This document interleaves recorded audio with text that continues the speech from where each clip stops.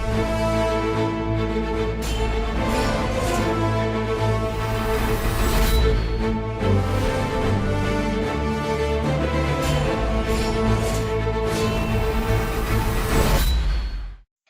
morning, good afternoon, good evening, wherever you are in the world. My name is Ingram Jones, and with me today I have Chris Bottom. I know what you're going to say before I start. Who's that geezer? Who's Chris Bottom? I don't know that Chris Bottom. Who's that geezer? So I'll let Chris introduce himself. Hello, Chris. Hello, Ingram. Hope you're well. I'm blessed and well. I'm even more blessed to have you today. Thank you, sir. Happy Christmas to everyone listening and watching. Chris, yeah, Team Fury. I'd like to consider myself a part of it. Been around with them now for about 4 years. Not involved in a particular way. More of a fan, but I consider myself to be pretty close. See, one of the reasons of doing this review of 2015, and you see, I've always had this belief that it doesn't matter how small or insignificant someone may be, because I remember going back, 2013 was the first time I interviewed Peter Fury. I was nobody. I just this little me said, I'd like to interview you, Peter, because I think at that point either he'd just taken over the team because of I think Pycheck was the fight where Tyson got dropped, and he said in the interview, I took over because I didn't like to see my nephew getting into fights. That's the way he was. He needs to learn how to fight and box properly. You know, this isn't a pub fight. This is proper professional boxing. You need to box professionally. So I wanted to know who Peter Fury was.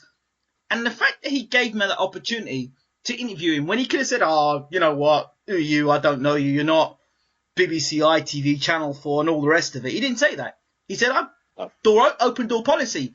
And I've said that. And I would be that way anyway, is to say, you know what, anybody who wants to talk about Team Fury and wants to share their experiences, why not? Peter gave me the opportunity to talk to him. Why should I now say, oh, well, this is my channel, or I'm not going to do that? So the floor is yours, Chris, and I know that you're a close friend of the Fury family, so let's talk. Review of 2015. Yeah, I think just on that note that you just spoke about, very, very similar to myself. Peter and me started talking on Twitter, probably 2012, late 2012. We got on really well. I think with Peter, you what you see is what you get. Straight guy, a genuine guy, honest guy. Loyalty is key. What I did with them was Huey fought in Canada to start with, and then he had his second fight over in America. He was then meant to fight over in Canada, and for some reason the fight got called off. So they were going to then jump on a card in Belfast against Moses Matuvu, I think it was. So I said to Peter, do you mind if I come over and say hello? Because I've never met them before. I've seen them at fights and things, but I never met them. We'd been talking, and he said, absolutely fine. I went over and met them. I couldn't tell you how I felt. I don't get starstruck. I've been around different people in the past. Never felt that way. I walked into that hotel, and I've never known a feeling like it. And from then on, I knew they'd be friends for life. Touch wood, all being well, God willing. But that's how I met them. And from then on, been all over the world with them. So it's all good fun. And that's how I know them. I couldn't speak highly enough of any of them. I remember interviewing Huey Fury on his pro debut, I think the day before the fight. That's over in Canada, that's it. Yeah, and it was actually in the hotel room at the time talking to him about his ambitions and what he wants to do is to become a professional fighter, and what he'd done as an amateur, and how he viewed Tyson, his career, and what he wanted to map out his own career. And here we are now, going into 2016, and he's making his step into world level. And potentially by the end of the year, we could be looking at another Fury with a world title around his belt, waist. God willing. God willing. I really think if he has the luck, he's had bad luck this year. Yes. He's had a lot of people pull out on him, and unfairly, I think, because he dedicates himself. He's the most genuine person going, and he just wants to box. He wants to fight, and people don't give him the chance. They pull out. So anyone he's manner Get in the ring with Huey. Give the guy a go, because people will be shocked from what he can do. His pro debut, and 15 fights on, or 16 fights on now. He's this year he's moving into world class. 2016. That's the plan. Just hope people turn up and fight. Yeah, that's it. Hopefully, well, as Peter says, he's moving into world class now. So those guys at world class, they're a different level. I think they'll turn up for sure. I've got my fingers crossed. Okay, let's talk about the year aside of the big fight with Tyson and Klitschko. We can talk about the end of the year. Let's talk about any fights that have happened through the year to review. Best fight of the year, most overhyped fighter, most overrated fight. What goes through your mind? Best promoter? I think I'll be biased and say Mick, because there's no airs and graces. He is what he is. He's loyal, and he does his best for people. And there's no... Mick's not in the sport to get Mick famous. Mick's in the sport to do his job. I think with some other promoters, promoter first, fighter second. So I would say Mick. Okay. Mick Hennessy. I've said that myself as well. I think the key thing for me where Mick showed his true colours and it was out and there's no way you could hide that as when he went toe-to-toe with Vitaly Klitschko. That's it. When he was standing there and he's pointing his finger and said, no, you get this sorted out. And Vitaly's looking there. And this is the Mir of Kiev you're talking to, like this. This is the former heavyweight champion of the world. This is the 6'7" giant that's intimidated so many people. Mick Hennessy just stood there and gave him what for. And for me, I asked myself the question, I keep saying this, how many of the promoters in the UK would you have seen do that? None. And they wouldn't have walked away either. It's true, isn't it? 100%. Mick is in it, as I say, for his boxers, for his fighters. And especially with Team Fury, Peter said it numerous times, family. That's what they are. They've been through so much, ups, downs, around the corners, upside downs. It is what it is with Mick. There's no airs or graces, and he will back his man to the end. I think with some of the others, money talks. Their name talks. And as a fighter, do you want that? Or do you want the guy looking after you? I mean, once Scott Quigg, when he was going to promote the fight with Frampton, and Scott Quigg being in Belfast, do you remember that? And Scott Quigg was in Belfast all by himself. I'm like, yes. Where's your promoter, mate? Where's your promoter, mate? Where's your promoter, mate? Got it in one. It reminded me of... Yeah, go ahead. It reminded me of David Haye Tyson press conference. Yeah. First one. Yeah. In... where is it? Vauxhall. The hotel, 2 minutes from Hayes' gym. Tyson had, I would say, 30 or 40 family members and friends there. He's 4 hours away, Manchester. Hay had not one person. Not one. Not family, not friend, not relative, no one. And the Quigg thing reminded me of that. All alone. All alone in someone's backyard. How is that right? Wow. That's something, isn't it? Hay stood there, Adam Booze, that was it. 20 security, not a brother, a sister, a mum, dad, cousin, aunt, uncle, no one. Not a friend. I'd gone down there. Tyson had family, he had friends, he had everyone there. And that was a Thursday, I think it was. So if that had been on a Friday or a weekend, he'd have had even more there. And you saying Quigg just reminded me of that. How can you go into someone's backyard without your promoter or your promoter not being there? It's not good, is it? No. Where's the solidarity? With Mick, always there, always around, always involved, always part of it. There's no messing. There's no second guessing. Everyone knows their job. Everyone does it. Quigg stood there thinking, well, where's my backup? He's looking behind him and there's no one there. So you think, what's going through his head? Because when Frampton came to Manchester, he had his promoter, he had his trainer, he had his friends, and he had his family with him. that must give you such a confidence boost. It was even quite interesting, the sort of reception that Frampton got when they did the press conference for him in his backyard, and then the reception that Quigg got in his backyard. Just the difference. It was like chalk and cheese. It is. I like Scott Quigg. I think he's a nice guy. He comes across quite genuine. I think he's a family man. But there's something missing. There's no razzmatazz. There's no get on your seat and watch him go. Yeah. Which you get with Tyson and you get with Frampton. Yeah. And I think, like they say in football, 12th man. Fans are the 12th man. And if that fight goes in the late rounds and they're digging deep, you give it to Frampton because the fans are with him. Quigg don't have many fans there. Never has, and I don't think he ever will. Wow. Do you blame the promoter for that?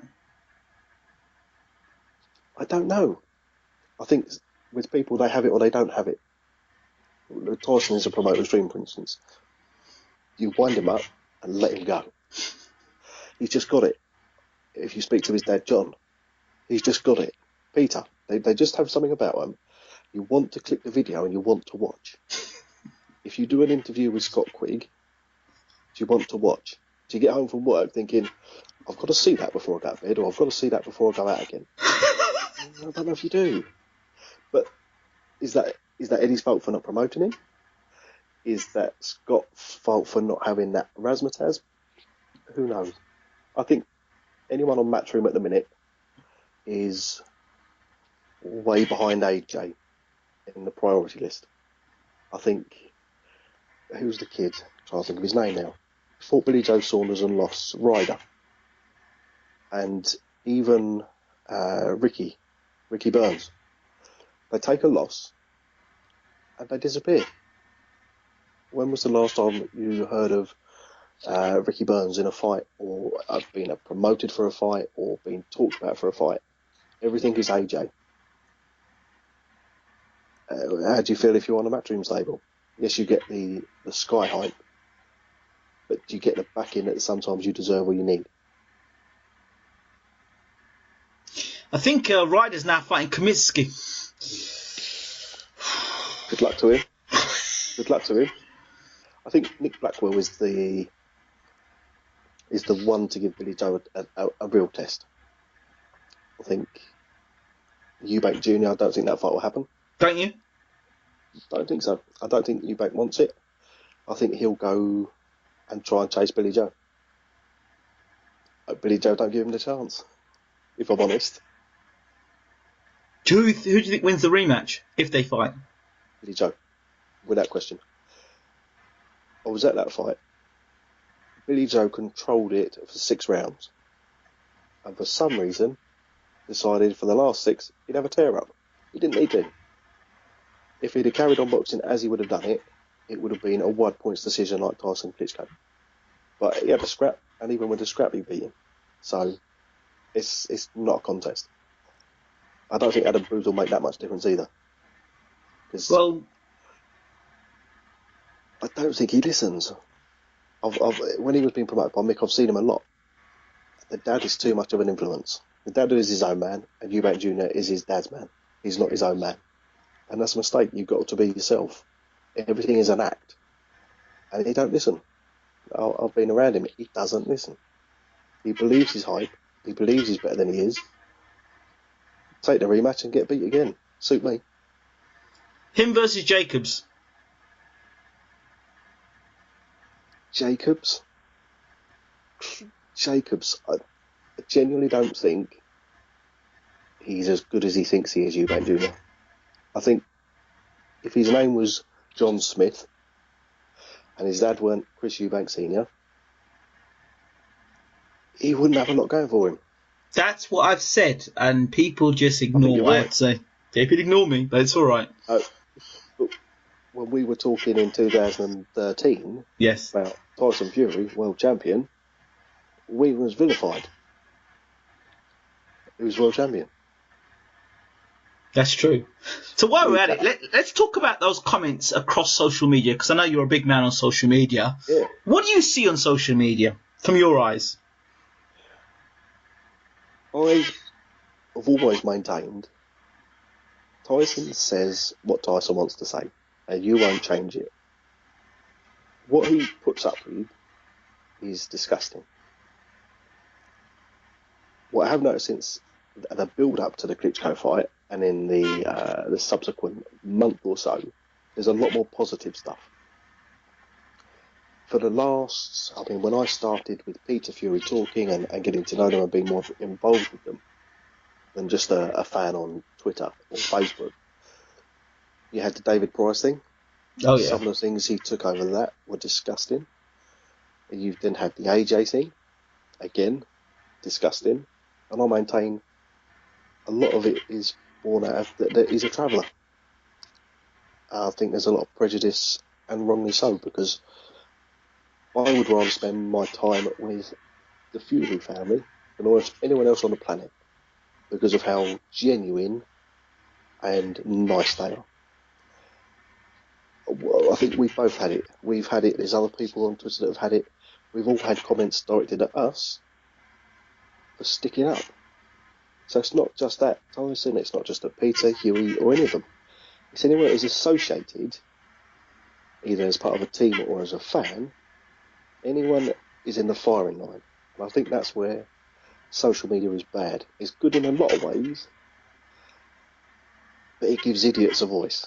See, I was slammed by some well-known YouTube channels, yeah, boxing channels. Said, Yep. you're always kissing Fury's ass. You're always kissing Fury's ass. You're always kissing Fury's ass. Why are you kissing Fury's ass? He ain't all that good. Why are you kissing Fury's ass? You don't know anything about boxing. I said, listen, this guy's the potential to go on and become world champion. You watch it. And when he becomes world champion, what are you going to say?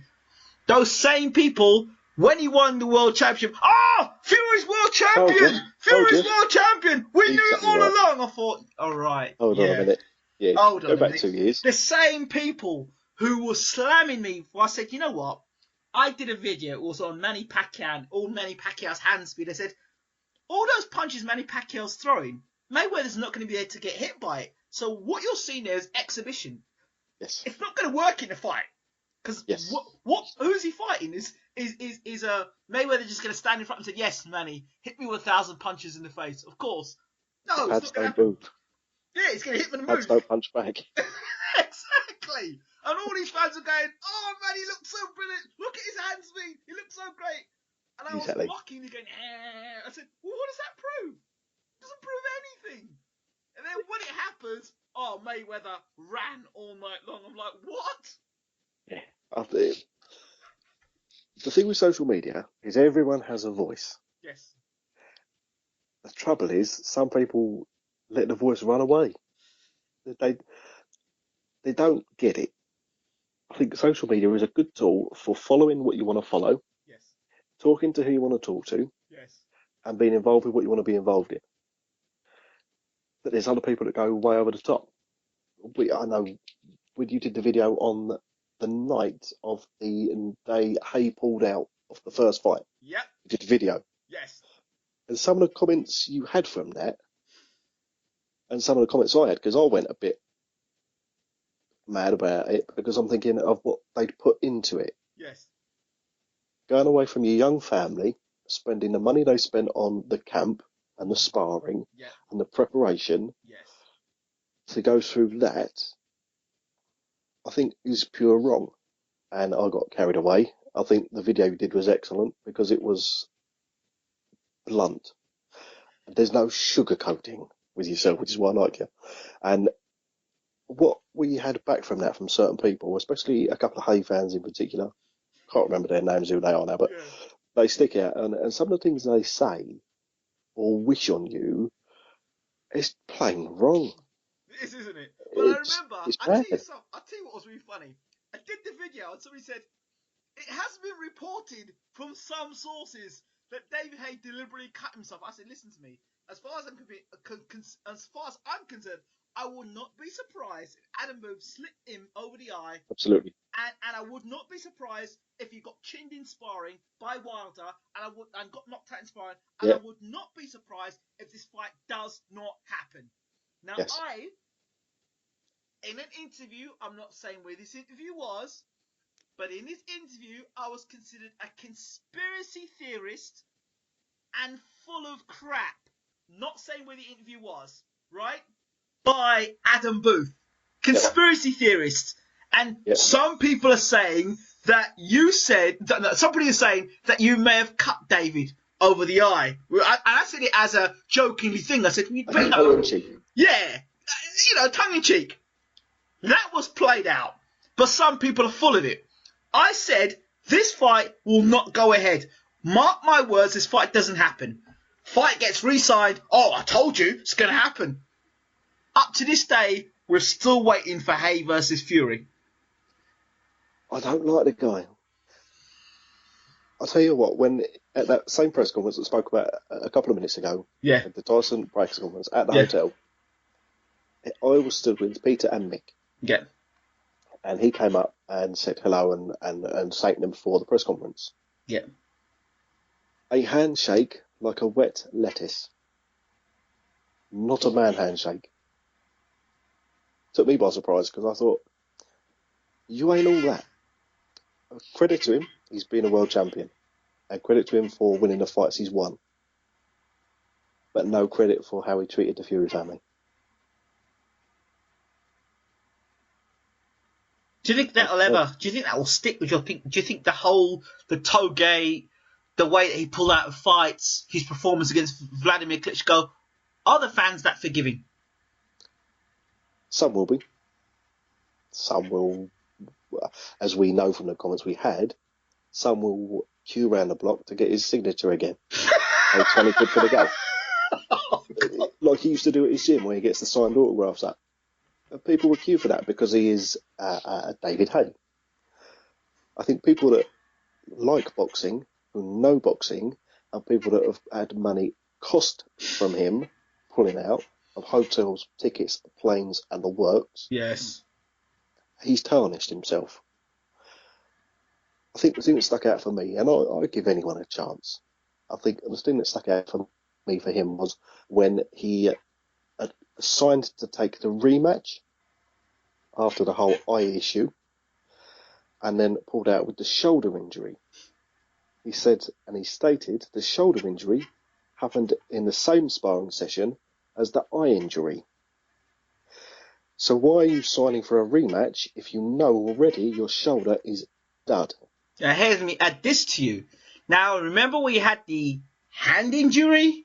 And I said he pulled out against Manuel Shah, and I said, don't be surprised if he signs to fight Tyson Fury. Absolutely. What happened? He went and fought Tyson. He went to fight Tyson Fury. He signed to fight Tyson Fury, less than a month later, and the injury miraculously disappeared. I think too much under the bridge. I think if someone does it once, it happens. Yeah. Twice, bad luck. What did he have? The back injury against Klitschko that he pulled from? Yes. The hand injury against Char? Yes. The shoulder and the eye against Tyson? The Klitschko toe? The toe against Klitschko was the next one. There's too many. Boxing is a sport for men. So put your hands up and have a go. If you lose to a better man, put your hands up and say he was the better man. Which is something that we would have to do if one of our fighters that we supported lost. We'd have to put our hand up and say, do you know what? He lost to the better man. But at least he got in and had a go. You can't say that about Hay. He picks and chooses. And what I'm glad about is no one's buying the Demori fight. No one's interested. I saw today they're saying free-to-air TV. Yeah. They're trying to spin it as isn't he a nice guy being on terrestrial TV? No, none of the others have bought it. Do you know what? He has to go through this fight. He has to go through this fight with Demori. He can't pull out. Because if he does... Knockout. He's done. First round knockout. That's what I think. Mark my words. This is first round knockout and a boo. It's a showboat. It's not a fight. It's a showboat. It's a Put me on the front page again. I've knocked him out the first round. Let's go against AJ. Summer fight next year. That's what it is. It has to be. How does he do against AJ? Loses. I think he does. I think he gives him a good go. And I've been quite critical of AJ, and everyone that knows me or follows me or talks to me on Twitter, I don't really like the guy. But I think he beats Hay. I think Hay is now in it for the money. I don't think he wants the title. I think the money is more important to him.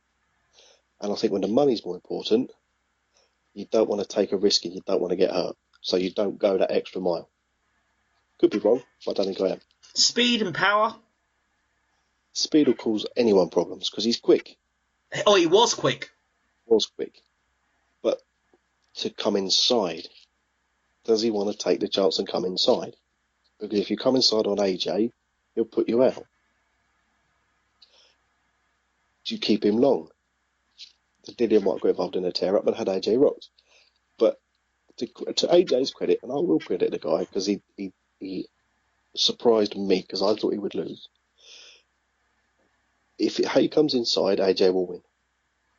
Too big and too strong. And AJ's quick himself. What about if the haymaker lands one on the chin of Joshua? Hay wins. And that's why it's a good fight. And that's why we would buy it and we would watch it. But would Hay turn up? That's the risk you take now. I bought the ticket for Germany the minute it was announced, knowing Tyson would turn up. If Hay was in that position, I wouldn't go. But if I wanted to go, I would leave it till the day. Because you don't know. There's no trust in him anymore. I predicted that Klitschko would pull out the first time against Tyson, but I felt the rescheduled fight he'll take. Yes. But I knew the first time he'd pull out. I just knew it with Klitschko. Yes. The thing with Tyson is he gets such a bad media, such a bad social media especially. I think people don't realise what an athlete he is. I've been lucky enough to be in the gym watching bits and pieces. He can go 24 rounds. He doesn't tire. He gets better as the fight goes on. The Klitschko fight, I was sat there. I thought first 3 rounds, let's get the first round out of the way. Let's get the first couple of rounds out of the way. And I started to ease it down a little bit. I was calming down. Middle rounds, I thought, actually, more than holding his own, and I had him up. 9, 10, I thought, he's going to do this. And in the 12th, I think he got caught, or the 11th, he got caught slightly. Caught clean with on the right hand in the 12th. Took it. Exactly. Took it. My heart was in my mouth, and I had the guy next to me, Michael. Yeah. And I was saying, please don't mess this up. I didn't think he would, but I was just urging him on. That's another key point. He got hit clean on the chin by Klitschko, and he took it. Yep. Now, to me, that's another tick answered. You've been hit by a man just as big as yourself, and a phenomenal puncher. The same punches that knocked out Pulev. Yep. Right? That's it. So, the same punches that knocked out Thompson, that right hand, the same punches that laid out, what's his name? Leopai. Yes. Right? The same punches that knocked out Mormek. Yep. Okay, so, I said that point there, it was like when Ben hit Eubank on the chin for the first time, hit him clean, bang, you're like, right, now we know. Exactly it. That's the word. I think, again, people will see what they want to see, people take what they want to take. Yes. People label you as what they choose to label you as. And the whole Cunningham thing. Of course. The Cunningham thing was, I think, the making of Tyson. Yes, I've said that as well. I think it taught him at this level, and I think from then on, you've seen that. The Chisora fight. And who did he fight after that? Chisora and, what was the guy called? Hamer. I said to Tyson to his face, and a lot of people have guts, I said to his face, listen, you're talking about Steve Cunningham, you're talking about, you're going to Chisora can't do this and that. I said, listen, you got dropped by Steve Cunningham. If Chisora hits you on the chin, you're going over. You might not get up. Exactly. And then he said to me, oh, but who's Chisora ever knocked out? If you're getting dropped by a cruiserweight, a blown up cruiserweight, yeah, or a blown up heavyweight, whichever way you look, if you're getting knocked down by him, then Chisora will do it to you. And that Chisora fight for me was the last piece of the jigsaw puzzle for me. Because you can back a guy, but you can still say, oh, hold on, it's the elephant in the room. You got dropped by Steve Cunningham. You're going to fight Klitschko. If Klitschko lands on you, like Cunningham landed on you, game over. Game over. And that's just been logical. That's not absolutely hating. That's not, oh, you don't like Team Fury, you're backing out. I'm just saying, look, common sense. That happened. If you box like that against him, you're going to go over. Which one?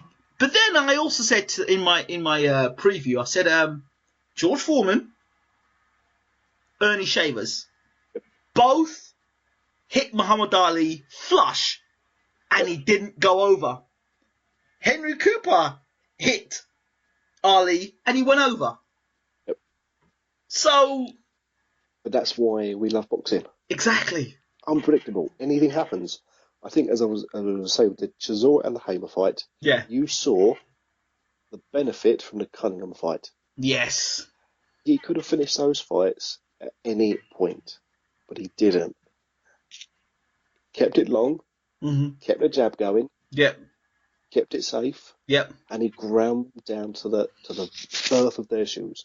The Joey Abel fight was one that I was like, oh, what's going on here? Because Abel at times was catching Fury. I was thinking, whoa. I know he was he was a bit overweight and stuff, and but it was still exciting. It was exciting fight, and again, answer questions, because Abel had a phenomenal KO record. For the fights he'd won, the KOs he had was phenomenal. To catch Tyson on the chin and Tyson to laugh it off, again, he answers questions. It's like anyone. If AJ gets it on the chin, flush, he will go over. Hay has been over. Anyone that gets landed clean, they go over. But that's why we like boxing and we love boxing and we support boxing, because you don't know what happens, and that's why we pay to watch it. So, okay, let's talk a little bit more. Let's talk about the boxing, the British boxing world, I say, because it's a world in itself. Oh, absolutely. The various promoters, Matchroom, Box Nation, Channel 5. Let's talk about it. Let's get into it. Yeah. I think it's possibly the best it's ever been. Okay. I think the level of people at World Champion now and the level of people coming through, I think it's coming into probably the best era we'll have had. Okay. It's exciting. I think next year will be a huge year. As long as the fights get made and they come off, and people turn up, I think next year could be one of the best years for British boxing. Let me throw something at you. I'm going to throw a spanner in the works here, and I would love to say this has been a great year for British boxing. Yeah. And on the surface, it looks like a great year for British boxing with all the world champions. But I'm going to take a more critical view and say it's been a year of title holders, because I'm not sure these guys that hold the belts, all these guys that hold belts, are the best in the division. Fair comment. I would say James DeGale is the best super middleweight in the world. I think, but I could be wrong there. I think James DeGale is number one. I think he beats Badly Jack. I think he beats Abraham. Andre Ward is no longer around in the super middleweight division, so he's out of it. Carl Froch, I don't think comes back. If he does, he comes back a light heavyweight.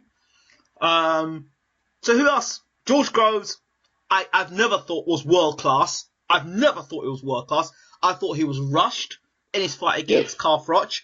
I said it, that Froch would come from behind and beat Groves the first fight.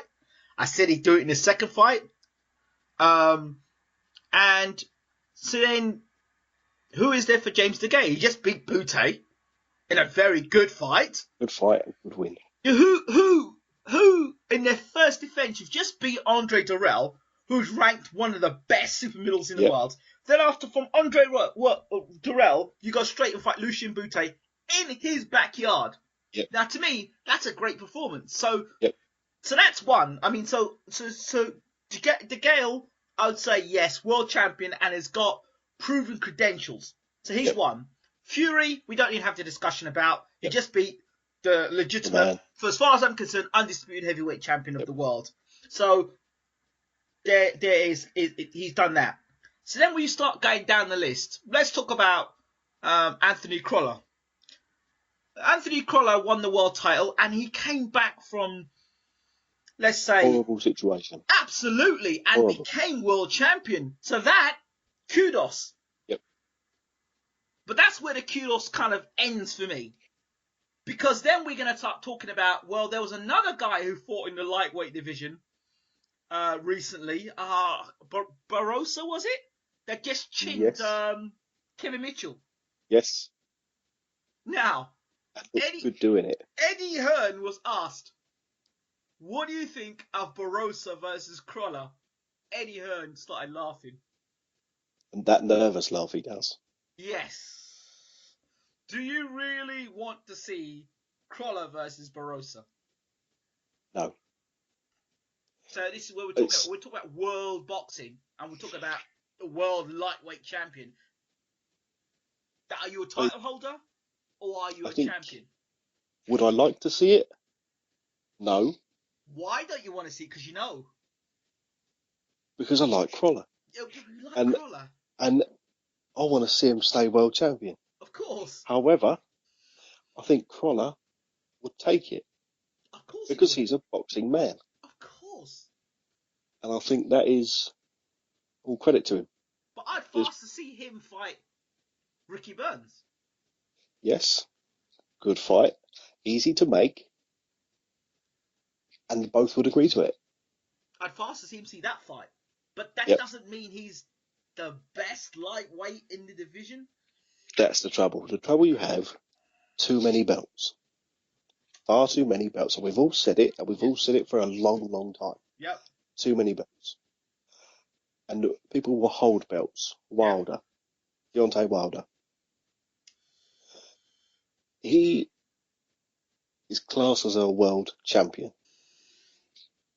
It pains me to say it. He's not fought anybody to even remotely call himself a world champion. Apart from Stavern, and all credit to Wilder, he turned up and he did what he had to do to win. But the only time he's ever stepped up against Stavern, his power didn't carry. His stamina was better than we thought. His jab was better than we thought. But what does he do when he gets the belt? He fights some French guy. I can't even tell you the guy's name. Yes, that's the guy. He's fighting Arthur Spilka. That's it. Who got beat by Bright Jennings. Yes. Where's Eddie Chambers in that mix? Why is Eddie Chambers not getting a go? Because he'd beat him. I don't think Wilder would catch him. I don't think he's clever enough, without being rude to the guy. I don't think he's clever enough, or has the boxing brain, I should say, to go against someone like Eddie Chambers. Now, I'm not going to say anything about Deontay Wilder because clearly he doesn't like what I've had to say about him, and he's told me quite clear that he doesn't like what I've got to say. I said, well, you know what? I'm not going to kiss your butt. Fight somebody decent, and we'll have another conversation. Exactly right. But exactly he said right. to me, oh, well, you know, I know you don't care much for me. I said, it's not about not caring for you. It's about just being honest. I'm not achieving. I'm not gonna be in one hand celebrate someone like Tyson Fury, and then celebrate you in the same breath. I can't do that. I'm sorry. Exactly. Doesn't stack up. It can't stack up. You get the IBF situation. Whoever wins that, it's a joke. And the thing is a joke. I think that's the main issue. Too many belts, too many champions. Scott Quigg, Frampton, we spoke about earlier. Prime example. Both good fighters. Yes. Both world champions. Yes. But do they beat Rigondeaux? He's just there. It's like, it's like two guys having a elephant in the discussion. room. guys having a discussion. Well, I'm the world champion. I'm the world champion. I'm the world champion. I'm the unified champion. And there's Ricky now going, exactly. I'm the man. Yeah. You gotta beat me. Exactly. And I don't think they do.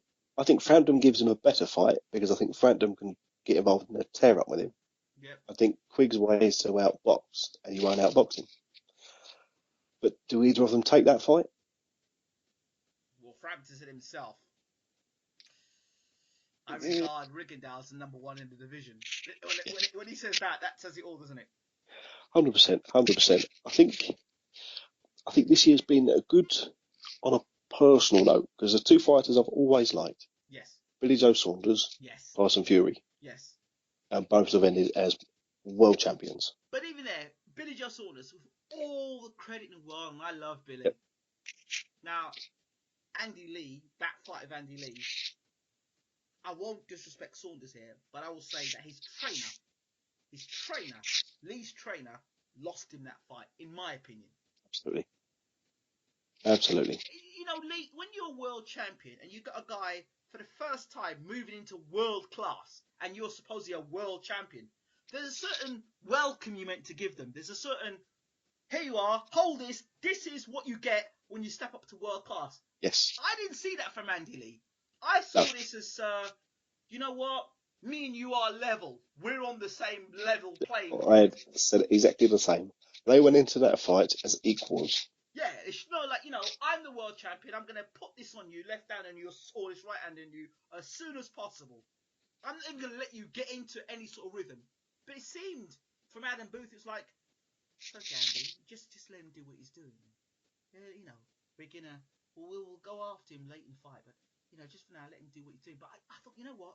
Let's put the fear of God in this man early on with Saunders. If he's gonna tie, he's gonna tie because he's running away from that right hand or that exactly. hand. He's running away from the power. You ain't outboxing Saunders, so forget that. You got to put it on Saunders from the start. Would I see Andy Lee standing there trying to box with Saunders? I mean, seriously? You box a boxer. Yeah, I'm thinking, what, you're meant to be this big puncher, this world-class puncher. I didn't see you do it. Yes. No, he didn't do it. A, he didn't get a chance to do it, but B, you're right. It went too late. Because if he'd have tried to do it, he'd already felt Billy Joe's power. Billy Joe had him down. Yeah. So under left hook, bang, great shot. Yeah. And your natural reaction, cower, hide, put your gloves up, and don't take risks. To put Billy Joe, to put your power on Billy Joe, you'd have to take the risk. And you don't want to take the risk because you know that he's already had you down once, twice. Wrong game plan. But like you say, it was the wrong game plan, the wrong fight. Go in there and land one. Hit him straight away. But Helen, hasn't Adam Booth been exposed like this before? David Haye, Klitschko, what happened there? Yeah. Mike Perez versus Brian Jennings. Yes. That's 3 examples there. I think there's a miss with Adam Booth because he sounds like a smart guy. He is a smart guy. I mean, because he's got a lot of people believing him. That's the thing. He's smart and he's clever. Mm-hmm. But is he smart, boxing trainer smart? You think of where he's been and you think of where Peter Fury's been. Levels apart. Absolute levels apart. I don't think he's as good as he thinks he is, Adam Booth. I think Adam Booth's fighters, the success Adam Booth has had, if you look at it, and this is no disrespect to Adam Booth, but there's a common denominator. Speed, power, athleticism. Yep. Haye, Groves. Yep. 2 things they have. Speed and power. And athleticism. Those guys could never fight on the inside. No. Those guys couldn't dominate a fight behind a left jab. And those guys struggled when the fight got close to them. Those guys are great when they're on the outside and banging a move. They don't like it on them. Don't like it on them. And if you look at Groves, when it's put on him, what happened? Good night, sweetheart. And I suspect if it happens to David, the same thing will happen to David Haye. If it's put on him, I think you saw that with Klitschko. Klitschko put it on him because he was allowed to put it on him. He didn't like it. He didn't want to take the risk because he didn't want to get hurt. How'd you be a boxer and don't want to get hurt? Go in there, take your chance. See, Tyson went in there. I've always thought David Haye could have been a global superstar. I've always felt it about him. But I just felt something, you would have thought he would have made that trip over to America, fought in the States in a big money fight. I think with him, he's got the looks. Yes. He's got that razzmatazz that we spoke about. He's got that something about him that makes you interested. Yes. He's got an attitude. He's hard to warm to him. He comes across like he thinks he's better than you. I think that's his downfall. I think he, again, without going personal, I think to be a boxer, you have to be arrogant. You have to think you can win. Mm-hmm. But at the same time, you have to have something about you that makes people want you to win. I don't think he's got it. I think he had it. Mm-hmm. I think when he beat McRanelli, yes, he had all the support of the country. When he beat Valuev, he had all the support of the country. And then you go and put photographs of people with heads cut off on T-shirts. Who's advising him on that?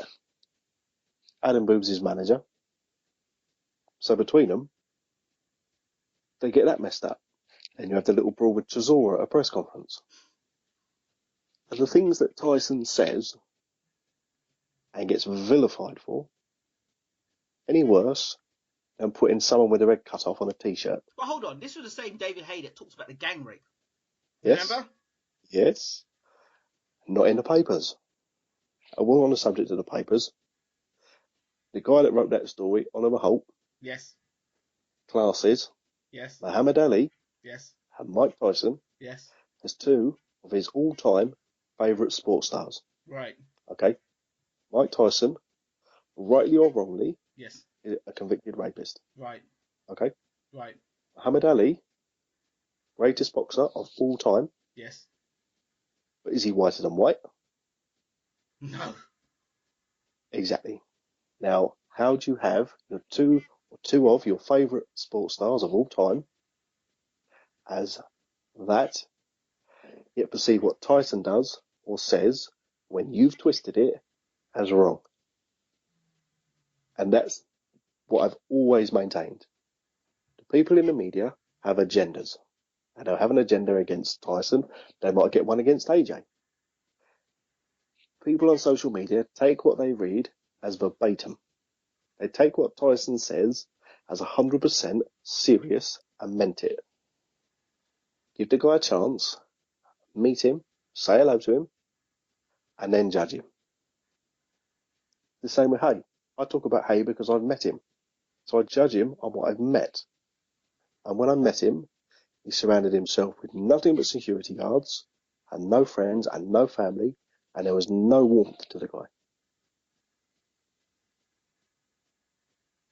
He is what he is. Interesting. So let's go on. We'll talk about British world champions. Liam Smith. Good fighter. Best Good in the family. world. It's hard to call. I don't think he is. I think a lot of the world champions we have at the minute are all young guys. We don't have a Carl Froch or Joe Calzaghe or Ricky Hatton. We don't have a guy at their very prime or at their very best, right, or coming the other side of the very best. So you'd say they're all, again, back to title holders. Yeah, title holders. But I think the thing in their favour yes, is their age. Right. I think a lot of these guys, you look at, say, a Rigondeaux and an Andre Ward. Yes. Into their 30s. So they should be considered where they are. Yeah. Klitschko should have been considered the very best. But he's a lot older. So I think at the minute, title holders, I think potential, they could rule it. Yes, absolutely. Lee Selby. Another one. What a nice, genuine guy. What a talent. Did you hear the interview he did with TalkSport? I caught bits of it. They were trying to stitch him up. Yeah? Yeah. Lee, tell us about your bad boy life. What Yeah. did you do as a bad boy? What sort of criminal activities did you get up to? Yeah. I'm like, well, hold on, this guy's a world champion now. He's a world champion. Yeah. And he's a classy world champion. Yeah, but you want to go dig up this dirt about him. I thought, that's bang out of order. But then TalkSport had the agenda with Tyson. They had the agenda with, let's get Tyson on the radio. BBC Two did it. Let's get Tyson on the radio. And let's try and paint him as what he isn't. Same with Lee Selby. Let's try and bring him down. I don't know why we do it. No other nation does it. Deontay Wilder. He's a hero in America. The media love him. And the guy, he ain't all that. We got a guy who's just been the man, the absolute man in his division for the last 10, 12 years. And we're going to focus on a story that was written 3 weeks before the fight. That's the difference between the media. But I think Lee Selby, I think he will be one of the very best. Okay. And he looks good doing it. He's eye-catching. My only concern with Lee Selby, and I keep on saying it, he pulls straight back from punches. And yes. I just think that when he pulls back from straight punches at the highest level, somebody's going to uncork a left hook, and it could be the beginning of the end. I just hope. Yeah. Could well be. Because that's it. You throwing punch, you come pulling straight back with your hands there, and you're chinning in the air, thinking. And you're leaning back already. You're leaning back already. I'm just. And Agradovic was there and thereabouts, landing that left hook, trying to land that left hook. Selby's been okay so far. That's my only concern. Otherwise, I think he's a very talented fighter. Agree. I think, again, in his favour, it's age. Yes. His age. If you look at our world champions, they're probably all mid-20s. Yes. Predominantly. Yes. So they've probably got 5 to 10 years to mature and get to the top. That's if they're well managed. That's the key. I think if they're well managed, like a Tyson, again, very biased, I know, but a Tyson and a Huey, if they're managed properly, if they're put into proper fights at the proper times, they can do it. Huey's 21, and he's been 12 rounds, he's been 10 rounds, he's taken shots, he's been in when he's ill. There's nothing that Huey could go through now that would phase him. I think that's where I have to give credit to AJ. Because he could have gone down the Wilder route. He could have gone down the let's fight 30 no marks, get a title, and proclaim world champion, greatest thing ever. But to be fair to the guy, he took a chance on a fight that he'd already lost in the amateur. He took a chance on a guy that was going to come to take his head off. Yes. He took a chance on a guy that had got under his skin in the build-up. And he took a chance on a guy that wanted to be there and wasn't afraid. And Wilder ain't done that. So credit to AJ. And I do give him stick, mainly because of his promoter and the way he is marketed. He's the best heavyweight in the world. What you saw tonight was the best heavyweight in the world, according to Barry Hearn. I think Barry Hearn, I think the thing that did it for me, well, I couldn't take it seriously, was Barry Hearn did an interview, and it went something like the jab of Ali, or the jab of Holmes, the footwork of Ali, the speed of Ali, the power of Foreman, and we're talking about making a hybrid to be the best ever. He ain't. He's a young guy. He ain't Mike Tyson. He's not Muhammad Ali. He's not George Foreman. He's not Larry Holmes. He's Anthony Joshua. Let the guy be his own man. Don't get in the paper and paint him as something that he clearly ain't. Let him be his own guy. Let him make his own way. Give him proper fights. And hopefully, a big stadium fight with Tyson or Huey down the line. And we can have a proper night of boxing that we probably haven't seen since Ben Eubank or Lewis Bruno. We need something like that. And I think, I pray, AJ's put in proper fights and gets to a position where he can go in against Tyson. And we can have 80,000 at Wembley. Frock said 80,000 at Wembley for him. There weren't. I was there. The top half of the stadium was empty. Right? I'll find a photo and I'll put it on Twitter for you. The half of the stadium was full. I would say there was no more people at that fight than there was at Klitschko Tyson. Really? I'll send you a photo. I would say good luck to Anthony Joshua. I'll give him stick. I've taken a lot of stick because I've given him stick, same as I took for Price. But good luck to the guy, and good luck to David Price as well. Where we're at it. I think he's had a rough deal. Mm-hmm. I think he lost the first fight to the guy Thompson fairly. Mm-hmm. I think he caught him with a good shot.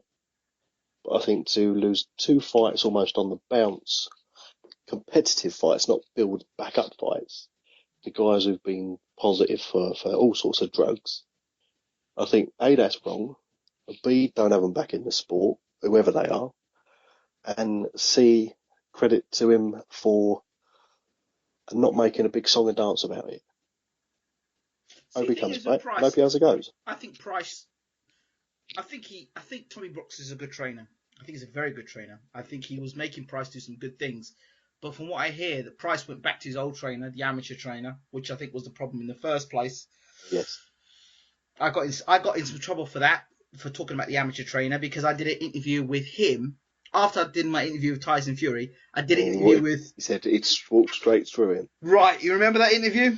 Absolutely. And that caused a real ruckus. That Tyson and his family were fuming.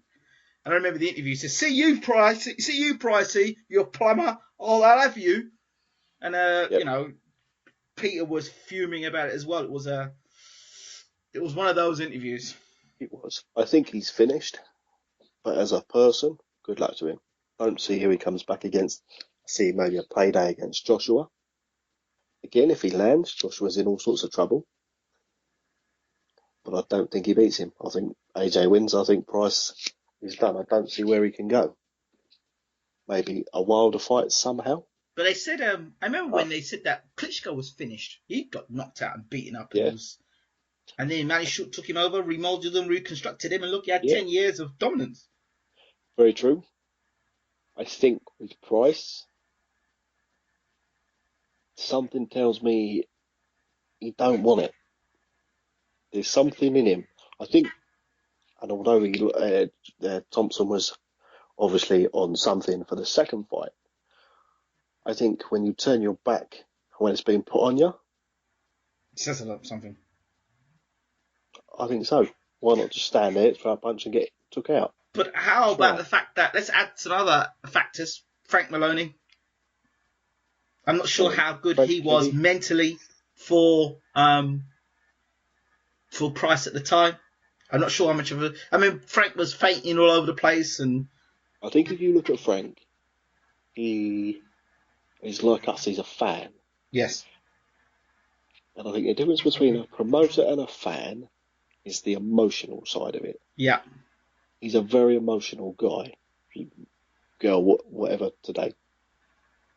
I think he got too emotionally wrapped up with the Fury thing. If you look at Mick and Vitali, there's no emotion from Mick. It's point, outcome, yes or no. There's no emotion. It's you either do this or you do that. If you don't do it, we're going up. There's no wailing of arms. There's no screaming. There's no waterworks. There's no fainting. It was done. And I think that was the difference between a Mick Hennessy and Tyson Fury, a Frank Maloney and a David Price. Maloney had no control over Price. Price seemed to be his own man and made some very odd decisions. That's what I'm getting from Tommy Brooks. Yeah. I think as well, Lennox Lewis again, he's made quite clear he could have done something with him, but Price didn't want it. But even Lennox Lewis question marks, he never fought a southpaw in his professional career. He was a strange choice at the wrong time. That's what I thought. I think I would have gone with someone who was proven. Yeah. I think even Peter has said, come for sparring.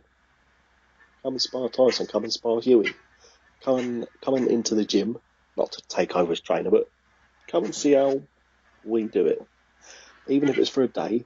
But I think maybe the bad feeling that had kind of 100%. I think it was an olive branch. I don't think it was ever going to be taken. But again, shows you what nice people they are. Yeah, but could you? But think this a sec. Just work. Yeah. I mean, let's envision this. Dave Price walks through the door. I've interviewed Tyson, right? And I interviewed Tyson when he went off on that full rant about calling my bottomless so and so and all the rest of it. At full 15-minute rant, which was quite exciting, right? It was entertaining. Yeah. Could you imagine Tyson Fury? You know, you say he's bent over and he's like just putting the weights back on the, on the seat or whatever. He's putting the weights back where they belong. He turns round and Price, all 6'7" of him, is walking into the gym. And then the Fury fingers going, see you, Davey, see you, Pricey. Want you in that ring now. I mean, I could see that. I could see a vision of that quite logically happening. Yeah. Say, look, sort it out. Yeah, sort it out. Fighting men, like people say, fighting men. You know what? None of that bullshit. Let's get on with it. In that ring, Pricey, sort it out. Between yourself and between Tyson, take the beating if you take a beating, and then we get on with it, shake hands, and no more said of it.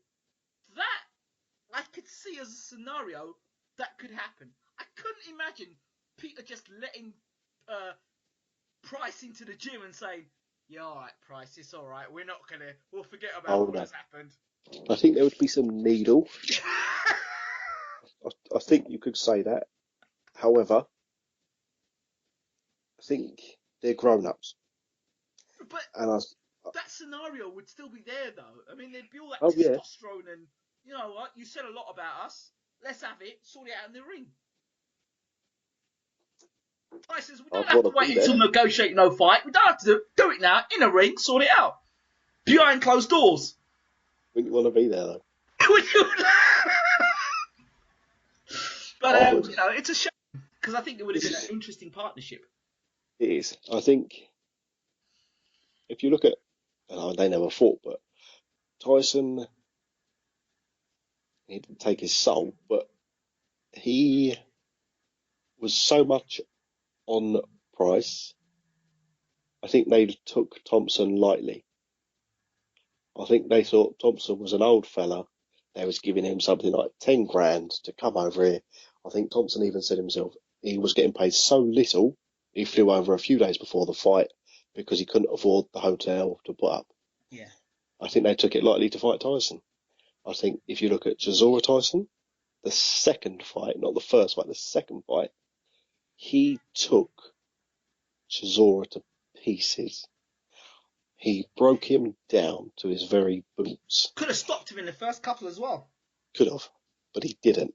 He put it on him round after round after round. Klitschko. That weren't no fluke. And I think this year's been good for fights. I think next year will be much better because I think there's a lot more. I think there's bigger fights to be made next year. Mm-hmm. I think Tyson Klitschko rematch. Yes. I think Tyson knocks him out. I think so too. I think Tyson has felt the power. I think Klitschko has no option to come and take a risk because I think he thinks he won't win on points because he knows he can't outbox him unless he comes with something new, which he might do. I think he comes to knock Tyson out, which goes against everything that the Klitschko's been taught. Exactly. So I was surprised he took that rematch. Walking out of that arena, I thought that's the last fight he would have been involved in. I would like to see Klitschko go for Wilder. That's what I would like to see him do. Yes. Go for Wilder, take out Wilder, and then come back for Fury. That's what I would have done. Yeah. I think Tyson knocks him out. I think AJ Hay gets made. I think Billy Joe Saunders could be in a big fight. Chris Eubank Jr., you never know. Huey, potential world title fight. I think Huey goes down the IBF route. IBF route, because I think WBA champion Luis Ortiz will fight the winner of Brown versus whoever Brown or Shaka wins that fight with Shagayev. Yep. I think there's a lot of good fights. I think this year was good in establishing title holders. Yes. I think next year will be better because the title holders will have to face the best of the best. Sounds good and to I me. think for us, we win all round. As long as Eddie don't keep putting it on pay-per-view. Let's talk about... Because we're running out of money, Eddie. Let's talk about boxing coverage in 2015 via YouTube and the various outlets and how it's been from your eyes and what you've seen. I think YouTube is a great platform. I think with your videos, because you get the interviews. I think IFL do a great job, but I think their interviews are slightly different in that predominantly they're at an occasion, emotions are high, and they predominantly shorter interviews. I think where your interviews are good is because you get the emotion out of the way. There's no emotion, and people can take time. I think with the IFL interviews are very good. They did some excellent coverage over in Germany. I give credit to them because they seem to get everywhere. I was talking to James Helder in Bristol 2 weeks before the Tyson fight where Huey fought, and James had been or was going over to America for one of the fights over there. He was doing Bristol, then he was back over here, and then they're in Germany. I think that is a credit to them for doing that. I think they get good interviews. I think they get good scoops. I like your interviews. I think where you do well is you, as I say, you take the emotion out of it. So you get Tyson without being there fight night. So you get him when he is quite playful. And that will, without fail, make for a good interview. Because he'll give you something. I think I've noticed more than ever boxing in newspapers. The paper coverage has been a lot more. There was a lot in the build-up to the Fury fight. I think there's rough and smooth with it. I think the trouble with that is the people writing about it. Yes. They're not boxing reporters as such. If you take what's the guy, Jeff Powell. Yes. Take him out of it, and the Daily Mail have people like Ollie Holt talking about boxing. The guy Gareth A. Davis, I remember once meeting him very good. and talking to him, and he said to me, I'm not a fan of boxing. I'm a journalist. Yes. There's a difference. Yes. I think with him, he seems to have no agenda. He seems to, I don't know, he says he's not a fan of boxing. I think he enjoys the boxing. Yeah, I think so too. I think he classes himself as a journalist because that's his job. Yes. But if he didn't like boxing, he'd go and commentate on football. What's your view of Colin Hart? I think he's got knowledge. I think sometimes he talks sense. I think sometimes he doesn't. But you can't deny the fact that he's been around and seen everything. So you have to sometimes, I think you have to listen to what he says, but I think you have to take some of it with a pinch of salt. Do you know who I think's a real loss to British boxing in terms of commentary? Ian Darke. I was going to say the same because I think he's over at BT Sport now. Yeah, he's a great guy. And part of me hopes that someone goes with them. Hope they get into boxing because they've got a lot of money to spend on it. And I think something has to break up the Sky monopoly. Yeah. And I really hope I don't know how they would do it, but I hope they come back into it one way or another. Do you know a way they could do it? Go around and do the small hall fights. Yeah, I think the thing where Sky miss out on is they don't get the Dennis Hobson shows. Yes. They don't get some of the Rick Hatton shows. They don't get anything from York Hall. Yep. the money they give doesn't go to grassroots. It doesn't go to the smaller guys, the good ones. It doesn't go to the people that deserve it. I think the Sky coverage is good. Mm-hmm. I have reservations about Eddie Hearn. I think you can't knock the success he has. You can't knock the ambition he has. But I question whether he does it for himself, for his dad, for his pocket, or for his fighters. If I was a fighter, I'd be concerned that maybe he doesn't have my best interest at heart. I think Sky having Matchroom and Matchroom having Sky is bad. I think it takes too many people from other places. I think it takes too many people away from maybe what is better for them. Mm-hmm. Ricky Burns, prime example. He gets taken to Matchroom. The guy's bankrupt. Has he got a big fight on the horizon? No. See, fans don't see that stuff. Fans don't pick that stuff up. You look at what Eddie Hearn was saying about Ricky Burns back then. Oh, it's okay, he's fine, he's okay. It's all sorted. Is it? Who knows? 200,000. The guy ain't fighting. Yeah, he's bankrupt, isn't he? Called Burns was bankrupt. The guy's not fighting. I think the Sky PPV, I think, is bad. I think it's lost its way. I think pay-per-view is elite fights. That's what I think. Klitschko Fury. I think AJ Tyson. I think Khan Brook. Tyson. Khan Brook. I think they are elite fight that people want to see. AJ Dillian White, without being disrespectful, No chance. is not pay-per-view.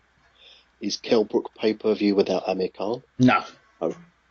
Is Amir Khan pay-per-view without Kell Brook? Probably not. No. Is Tyson Fury pay-per-view against most people? Probably, because of who he is. Mm-hmm. But then he's got Channel 5. I think there's very few fights that should be on pay-per-view. I think to put a fight on there is milking people dry. I think it'd be great for Tyson to make a... Yeah, I understand. I think it'd be great for Tyson to make that world title defense on Channel 5. Yeah, I think it's a money game, isn't it? And I think it's big bids win. But Channel 5, they got money. So I can see Sky getting it again, though, sadly. I think BT Sport, if they wanted to, with Ian Dark as... Does BT Sport have everything there to do something with boxing? You've got the commentator, you've got the money, you've got the fan base, and you've got the platform. Okay. I think what's interesting is the whole Frank Warren interview recently, where they're negotiating with Sky box office, Sky Sports box office. Hopefully that is the beginning of breaking up the monopoly that Sky Sports and Eddie Hearn have. Hopefully. Right. I think social media, YouTube, I think that will play a bigger part next year. I think there'll be a way of, like you were trying to do with Goodwin, I think there'll be a way of yourself and IFL moving or branching out into, not promotion, but into screening. I think everything is more technology based. I think papers will become less important. Yep. Ollie Holt, hope you get the sack. I hope they get more and more redundant. I hope people that know boxing, yep, hope they get more of a say.